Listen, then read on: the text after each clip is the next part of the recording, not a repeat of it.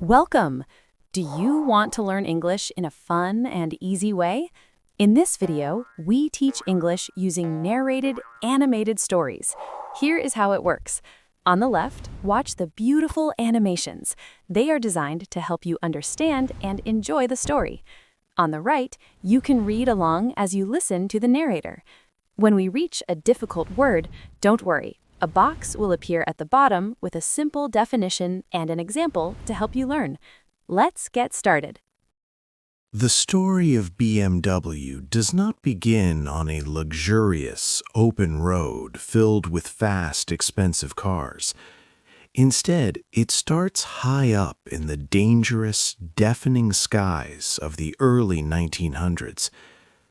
Back then, flying was new and incredibly risky.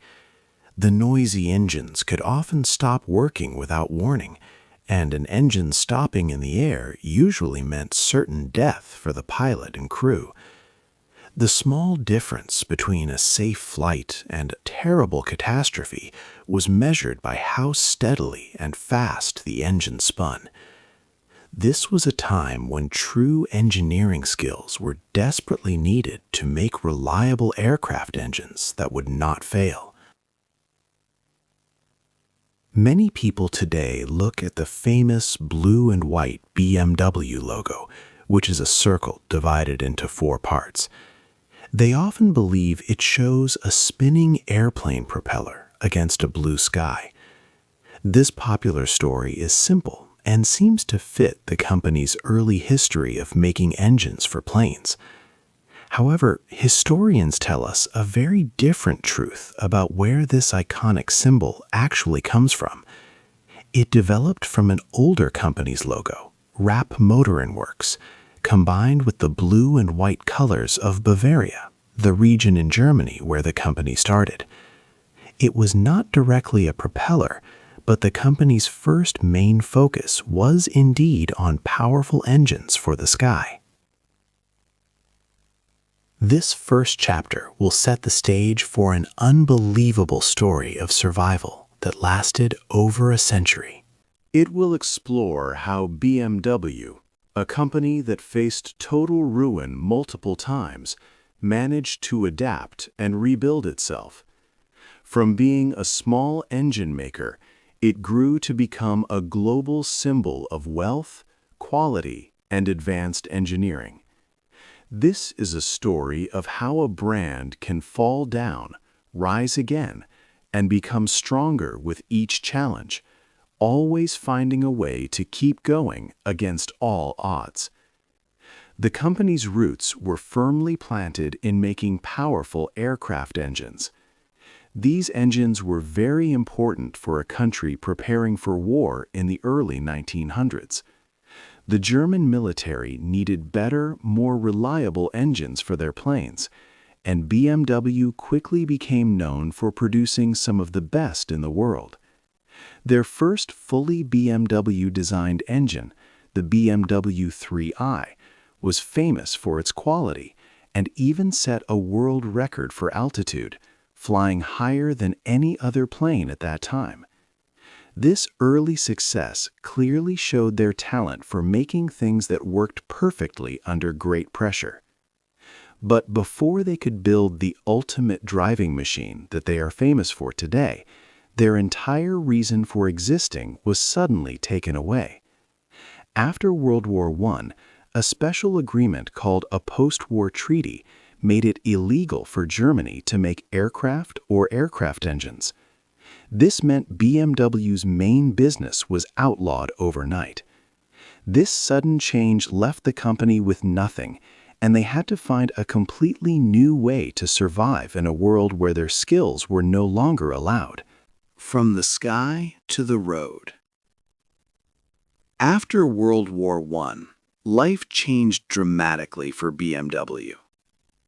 The company was well known for creating powerful engines for airplanes.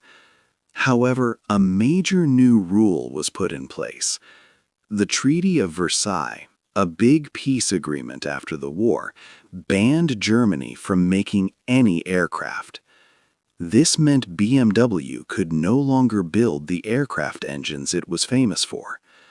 Their special expertise, which was their key skill in engine design, became suddenly illegal for their main business. Their existence was in danger, and they had to find a completely new path. BMW faced enormous challenges. To keep its factory open and its many workers employed, the company had to rethink everything.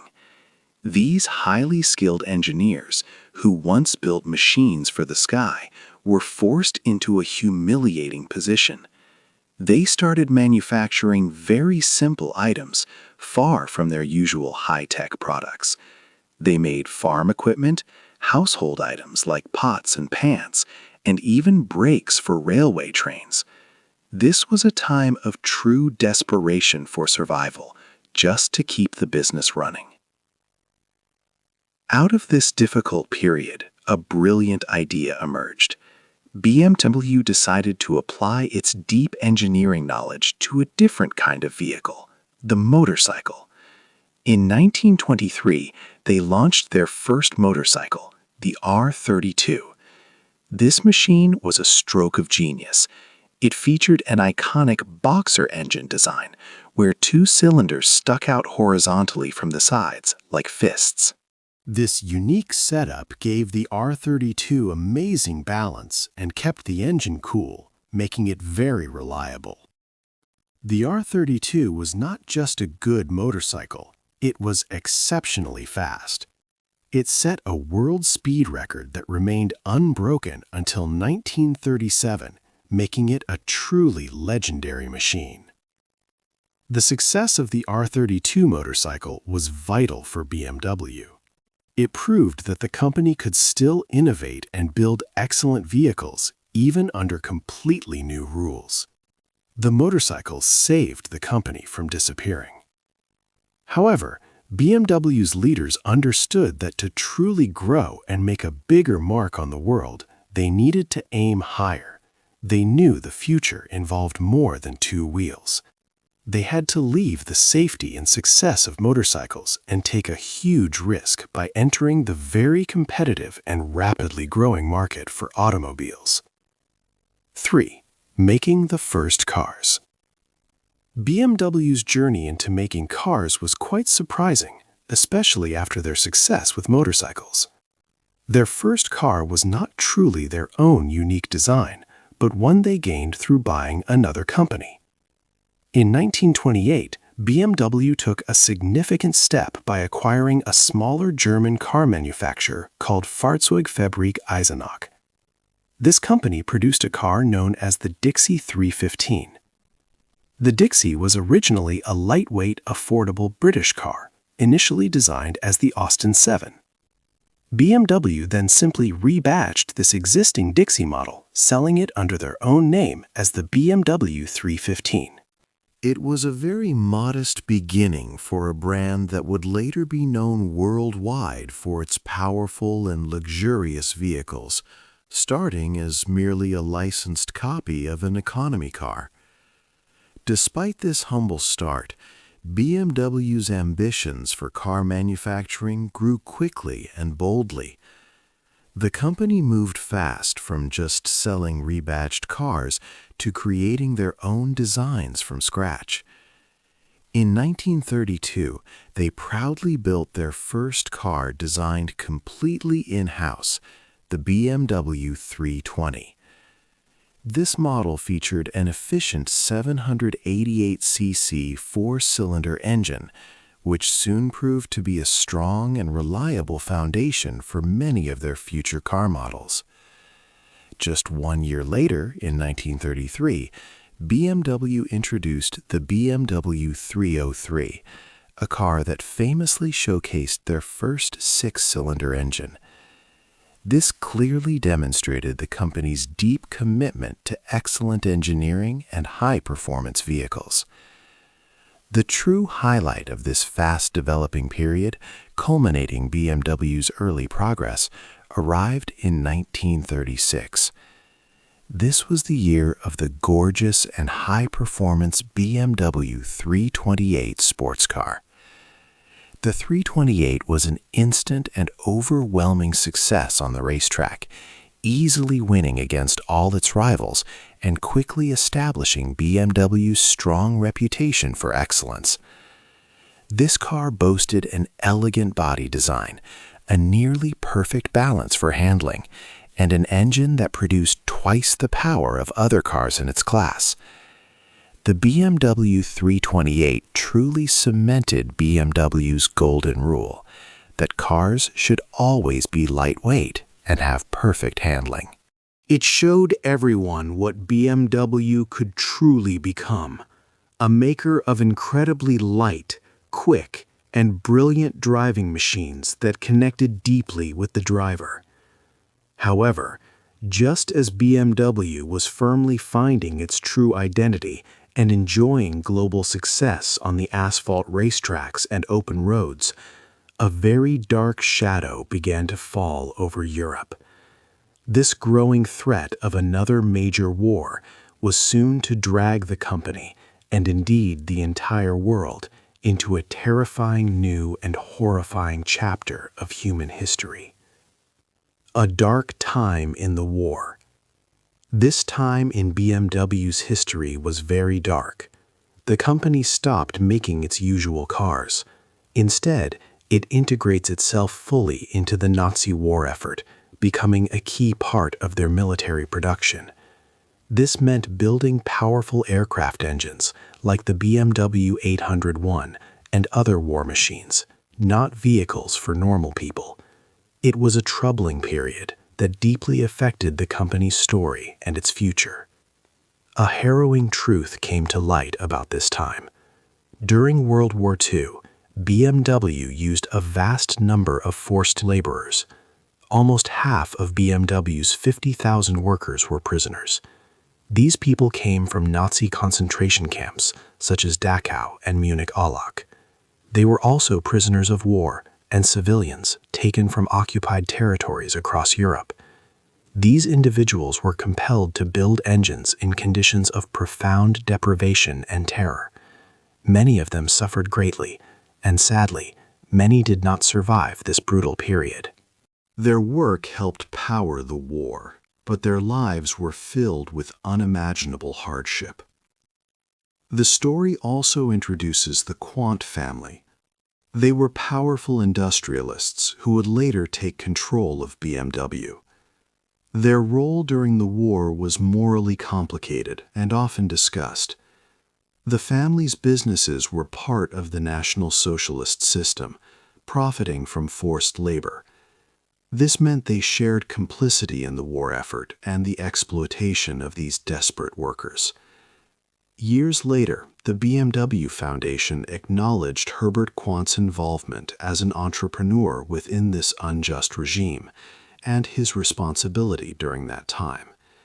Even with the moral challenges, BMW's wartime engineers did achieve notable technical successes.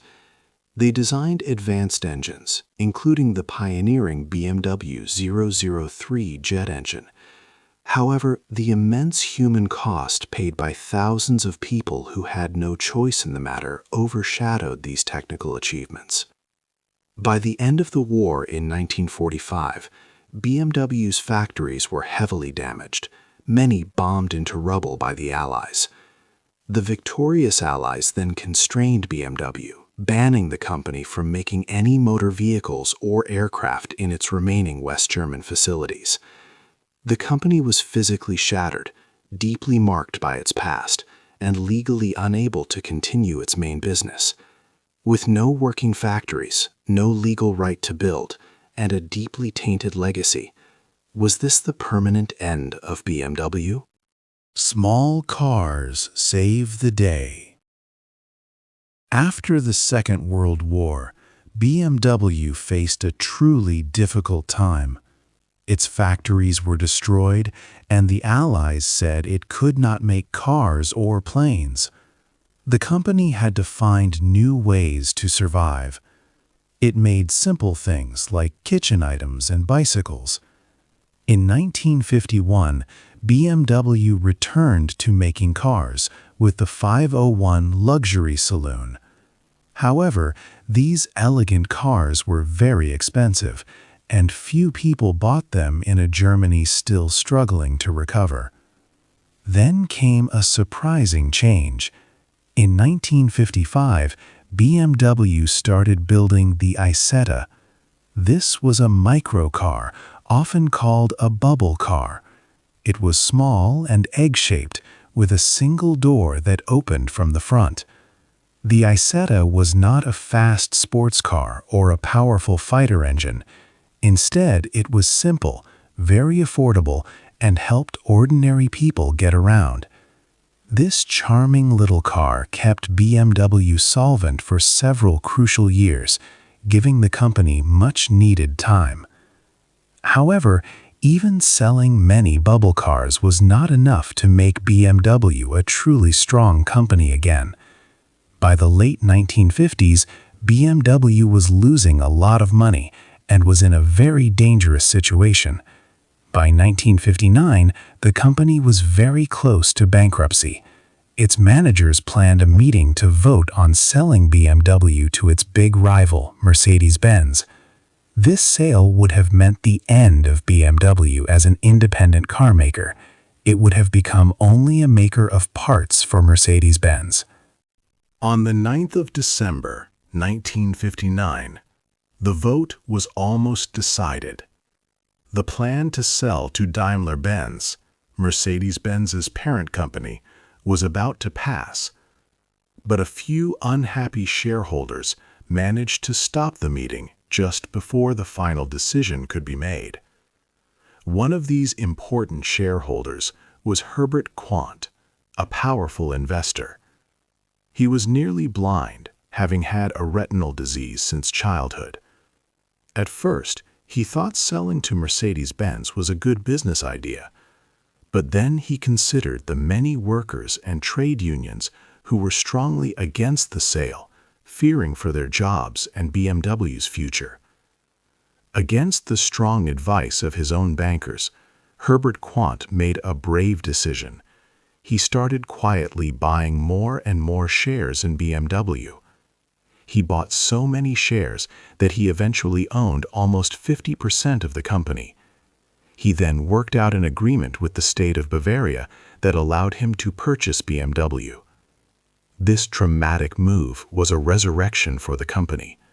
Quandt's bold choice defies what everyone else, including his financial advisors, believed was possible. Herbert Quandt had saved BMW from its rival and certain corporate death. But now he had to show the world that his incredibly risky gamble was worth it. 6. The fast cars we love. Herbert Quandt's investment truly unleashed BMW engineers. They created the Neue Klasse, New Class, a line of sporty sedans that redefined the brand. These cars, starting with the BMW 1500, showed that even family vehicles could handle like track racers. This idea quickly built a cult following. Drivers loved their rear-wheel drive and balanced feel. The 1970s saw the birth of the famous series cars, the 5 Series, then the 3 Series and 7 Series. Each model had its own character, all embodying BMW's driving values. During this time, the iconic slogan, "The Ultimate Driving Machine," was introduced, perfectly capturing the brand's unique experience. Excitement grew with the founding of the M Division, BMW Motorsport GmbH, in 1972. This group focused on professional racing and applying those lessons to road-going cars. Their main goal was to win championships and develop high-performance vehicles. The legendary E30 M3, launched in 1986, became a standout M car. This special 3 Series version was engineered for racing, featuring a powerful 2.3-liter engine, improved suspension, and a distinct body. It became the world's most successful touring car. It showcased BMW's racing know-how and offered a light, responsive driving feel. BMW's engineering prowess also shone in Formula One. A BMW engine helped Nelson Piquet win a driver's championship, producing over 1,000 horsepower during qualifying. BMW had truly reached the pinnacle of the automotive world. Its vehicles were celebrated for performance. Even its Munich headquarters, built in 1972, resembled a four-cylinder engine, a symbol of its pride. However, great success can foster overconfidence, which would soon lead to a significant and costly error for BMW. 7. Big mistakes and new ideas. The success of the 1980s led to great arrogance in the 1990s for BMW. They wanted to grow much bigger, so they made some bad choices. In 1994, BMW bought the British Rover Group. This was a huge acquisition that turned into a disaster. BMW hoped Rover's brands like Land Rover would help them enter new markets, but the two companies had very different cultures. Rover had faced many problems for years, and BMW struggled to understand its unique identity. This led to big issues and changed plans often. In the end, BMW lost about $4 billion on the Rover Group. It was one of the most expensive lessons in the company's history. By 2000, BMW sold off most of Rover. However, from this big failure, something good came out. BMW kept the Mini brand. They wisely understood the heart of Mini and brought it back to life. The new Mini was launched in 2001. It was modern and safe, but still small and fun, just like the old one. This brilliant move resurrects a classic car and made it a huge success for BMW. At the same time, BMW was fighting for another British brand, Rolls-Royce. There was a secret battle with Volkswagen over who would own the famous luxury name. Volkswagen thought they had won when they offered more money for the company. But BMW was smarter. Volkswagen bought the Rolls-Royce company, but not the right to use the Rolls-Royce name. BMW then bought the name and brand rights for a much smaller price, only $66 million. By 2003, BMW had full control of Rolls-Royce. So, BMW now had both the tiny, fun mini cars and the ultimate luxury of Rolls-Royce.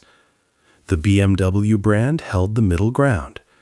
The company had reached a unique place in the car world. But a quiet, new revolution was starting. This change threatened to make all their wonderful gas engines completely obsolete. 9. The future is electric. The world began to change, moving away from gasoline. In 2013, BMW surprised everyone by launching the i3. This was a dedicated electric city car made from strong, lightweight carbon fiber. It looked very modern and was like an electric spaceship, arriving almost 10 years ahead of its time. The i3 showed that BMW could build very advanced and different cars. BMW did not rush into full electrification right away. Instead, it followed a smart plan called technology openness. This strategy meant they offered cars with traditional gas engines, hybrid engines, and fully electric engines. They understood that different markets and customers would move to electric cars at different speeds. This balanced approach has helped BMW succeed, selling more electric cars globally than some rivals combined. It showed that offering electric versions of popular models worked better than creating entirely new, unfamiliar electric-only brands. Now, BMW is investing billions in its next big step, a new electric platform. They have named it the Neue Klasse, which means new class. This name has deep historical resonance for BMW. The first new class cars in the 1960s saved the company from serious trouble and defined its identity for decades. By using this name again, BMW is showing that this new electric era is just as important and challenging. The company believes this platform will shape its future, just as the first new class did. The first vehicle from this new platform, the BMW iX3, will come out in late 2025. These new cars will feature a dramatically new digital architecture. BMW calls them software-defined vehicles, meaning computers and programs will be central to how they work and drive. This highlights how much car engineering is changing. BMW is also making strong commitments to reduce its carbon emissions by 2025, 2030, and 2035. BMW's famous slogan is "the ultimate driving machine." Many people wonder if this can continue as gas engines become obsolete and cars run on electricity. Can the special feeling of driving a BMW, with its balanced handling and driver connection, remain the same with electric motors? BMW's engineers believe it can. They point to electric cars like the i4, which offers a similar dynamic and rewarding driving experience to its gasoline siblings. BMW's blue and white propeller logo continues to turn, symbolizing its journey. From humble beginnings making aircraft engines to building luxury cars, BMW has survived over 100 years of challenges, wars, and near bankruptcy. This long history of survival now reaches a key point. The choices made today, especially with the Neue Klasse, will decide if BMW can remain a leader in the fast-changing world of electric and software-driven vehicles. Hey there! Just a second before you go. If you learned something new today, please give this video a like, write your thoughts in the comments, and subscribe to the channel. It only takes a second, and it really, really helps to create even better English videos for you. Your support means the world. Thank you.